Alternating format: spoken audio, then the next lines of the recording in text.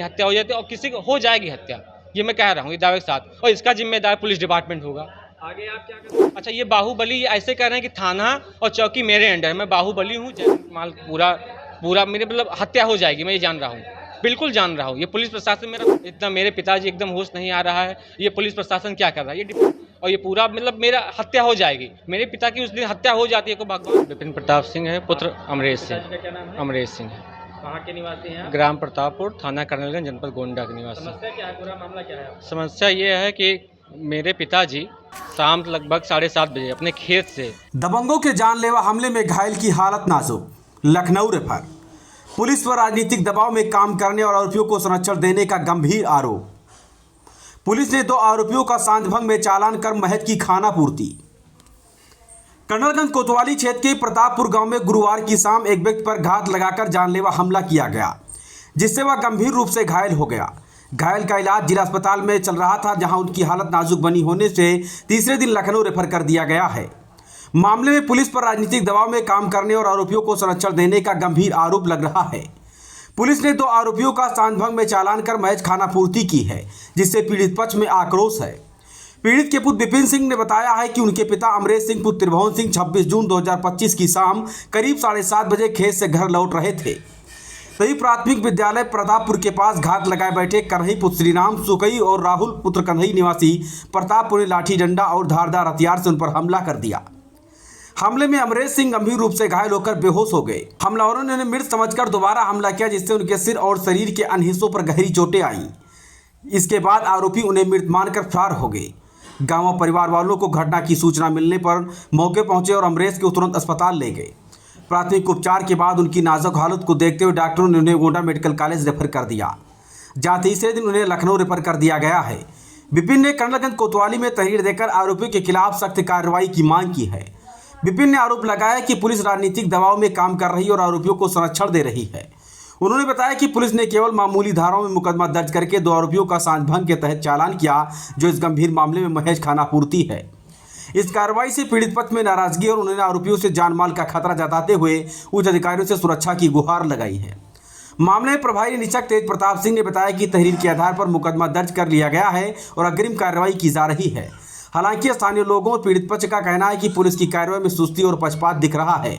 इस घटना ने क्षेत्र में तनाव बढ़ा दिया और लोग निष्पक्ष जांच और आरोपियों की गिरफ्तारी की मांग कर रहे हैं। जा रही है, वो बेहोश हो जा रहे हैं। कौन डॉक्टर थे उस समय डॉक्टर का नाम तो मुझे नहीं पता, तो हमने फिर कोतवाल साहब से रिक्वेस्ट किया, बोले कि सर वहाँ कह रहे हैं कि ऐसा नहीं, ऐसा इलाज नहीं, अभी नहीं कर पाएंगे, मेडिकल सुबह होगा। तब उन्होंने फिर बोला कि जाओ, मैं कह रहा हूँ।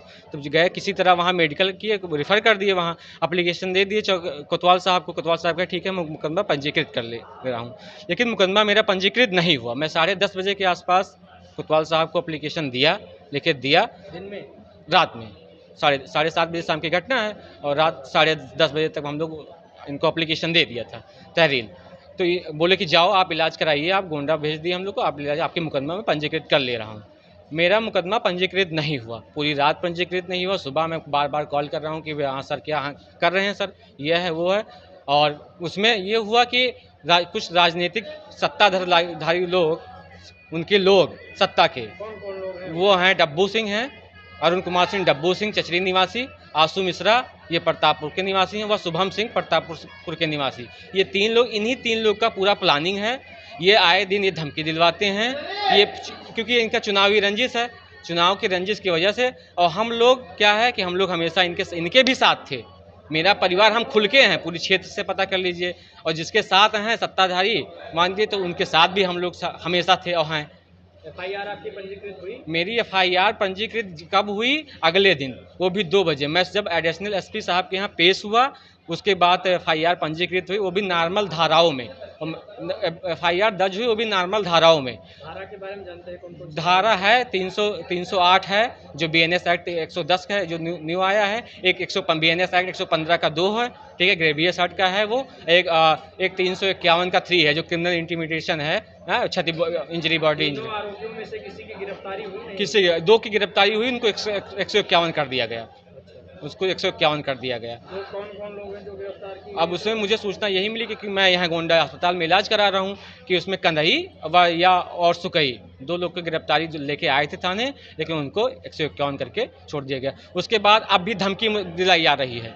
धमकी वो लोग क्षेत्र में घूम रहे हैं, दोनों अपराधी बेखौफ कह रहे हैं कि उनके पिता बच गए हैं, अब इनके दोनों बेटों को नहीं छोड़ेंगे, जान से मार देंगे, इनकी हत्या कर देंगे। अभी भी मेरे परिवार के जान माल पूरा मेरे मतलब हत्या हो जाएगी, मैं ये जान रहा हूँ, बिल्कुल जान रहा हूँ। ये पुलिस प्रशासन मेरा कोई सहयोग नहीं कर रहा है। मैं इतना रिक्वेस्ट किया, इतना दबाव में मेरे FIR दर्ज किए हैं। बताइए, इतना गंभीर केस है, इतना मेरे पिताजी एकदम होश नहीं है, ये पुलिस प्रशासन क्या कर रहा है? ये डिफेंसिव खेल रहे हैं, पता नहीं किसमें क्या है, क्या मैटर है, अब वो वही जाने क्या है। और ये पूरा मतलब मेरा हत्या हो जाएगी। मेरे पिता की उस दिन हत्या हो जाती है, को भगवान की दुआ किसी तरह बचे हुए हैं, नहीं हत्या हो जाती है और किसी को हो जाएगी हत्या, ये मैं कह रहा हूँ ये दावे के साथ। और इसका जिम्मेदार पुलिस डिपार्टमेंट होगा।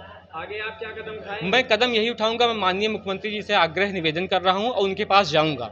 ठीक है, मैं महाराज जी का परम भक्त भी हूं, हमारे आदरणीय मुख्यमंत्री जी हैं और उनका मिशन भी है।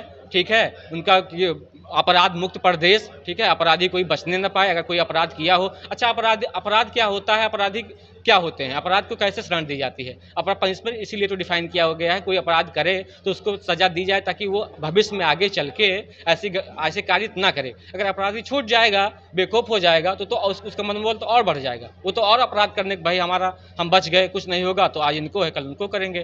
तो इससे हम घटना के बाद में जो धमकी दी गई, जी उसके संबंध में आपने कहीं शिकायत किया? नहीं, अभी मैंने शिकायत नहीं किया कहीं, मैं अभी पेश होऊंगा, मैं शिकायत पे जाऊंगा जी। किसके यहाँ शिकायत करेंगे? मैं सीधे SP साहब के यहाँ पेश हो रहा हूँ, मैं वहाँ जाऊँगा, सीधे पेश करूँगा। मैं कप्तान साहब से रिक्वेस्ट भी कर रहा हूँ। अच्छा, ये बाहुबली ऐसे कह रहे हैं कि थाना और चौकी मेरे अंडर है, मैं बाहुबली हूँ, जैसा चाहूँगा वैसा चलाऊँगा। ये डब्बू सिंह, आशू मिश्रा ये कह रहे हैं कि चौकी थाने में तुम कुछ नहीं कर पाओगे, तुम्हारे FIR भी पंजीकृत नहीं। किस हिसाब पर ये लोग ऐसे बोल रहे हैं? ये अब सत्ताधारी है सा, किसी को हो सकता है भाई, सत्ताधारी सहयोग के सहपाठी हैं तो उन्हीं के पे है। और मेरा तो कोई विरोध नहीं है किसी से, मेरा संबंध भी है।